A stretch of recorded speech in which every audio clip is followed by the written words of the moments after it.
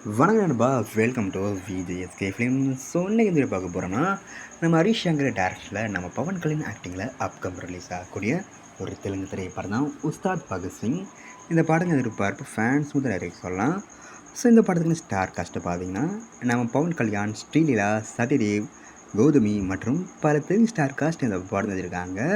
So இந்த படத்துக்கு music பார்த்தீங்கன்னா தேவிஸ்ரீ பிரசாத் இந்த படத்துக்கு மியூசிக் கம்போஸ் பண்ணியிருக்காரு.